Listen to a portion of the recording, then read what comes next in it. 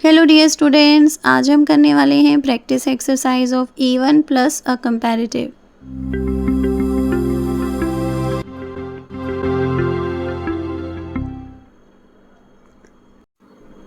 Complete the sentences using even plus a comparative. अभी आपके सामने जो सेंटेंसेस आएंगे आपने उनमें इवन और उसके बाद एक कंपैरेटिव डिग्री को यूज़ करते हुए इन सेंटेंसेस को कंप्लीट करना है। नंबर 1 देखते हैं। It was very hot yesterday but today it's dash. तो सोचिए आप यहाँ पर क्या लिखेंगे।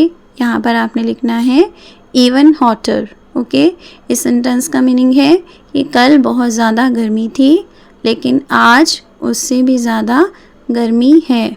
Okay, even hotter. देखिए यहाँ पर हॉटर वर्ड जो है इस पर आपने ध्यान देना है कि यहाँ पर डबल टी है। ओके, बहुत सारे स्टूडेंट्स ये मिस्टेक करते हैं कि हॉटर में सिंगल टी लिख देते हैं। आपने ध्यान रखना है कि हॉट की जो कंपैरेटिव डिग्री होती है वो हॉटर यानी कि HOTTER होती है। अब हम देखते हैं next sentence. The church is 500 years old but the house next to it is dash. यहाँ पर आप क्या लिखेंगे।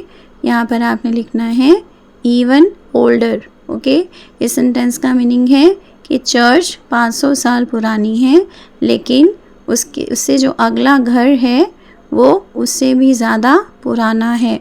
Okay, it is even older यानी कि आप कंपैरिजन कर रहे हो कि जो घर है उसके बाद वो चर्च से भी ज़्यादा पुराना है। अब हम देखते हैं नेक्स्ट।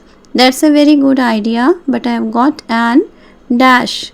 तो सोचिए आप यहाँ पर क्या लिखेंगे। यहाँ पर आपने लिखना है इवन बेटर वन। इसका मीनिंग है कि ये बहुत अच्छा आइडिया है लेकिन मेरे पास जो आइडिया है वो उससे भी बेटर है, उससे भी अच्छा है। ओके, अब हम देखते हैं next. The first question was very difficult to answer, the second one was dash. यहाँ पर आप क्या लिखेंगे। यहाँ पर आप लिखेंगे इवन मोर डिफ़िकल्ट। ओके, इसका मीनिंग है कि जो फर्स्ट क्वेश्चन था वो बहुत ही ज़्यादा डिफ़िकल्ट था आंसर करने के लिए और जो सेकंड क्वेश्चन था वो उससे भी ज़्यादा डिफ़िकल्ट था। ओके, देखिए हमने यहाँ पर मोर डिफ़िकल्ट को यूज़ किया है जो कि डिफ़िकल्ट की कंपैरेटिव डिग्री होती है। आई होप आपको अच्छी तरह से क्लियर हो रहा है ये कॉन्सेप्ट कि आपने किस तरह से इवन के बाद एक कंपैरेटिव डिग्री यूज़ करनी होती है।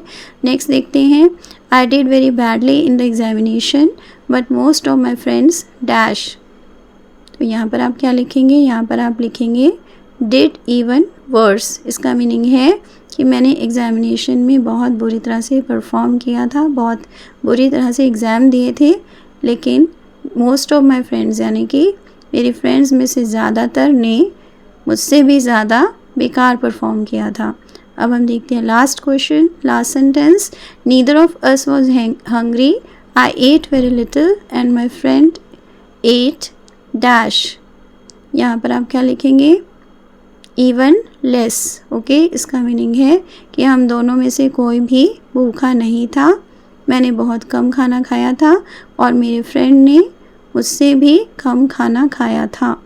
ओके, आई होप आपका आज का लेसन अच्छी तरह से समझ में आ गया है। Thanks for watching, keep learning, see you in the next video. Please subscribe to my channel if you haven't done it yet. Thank you.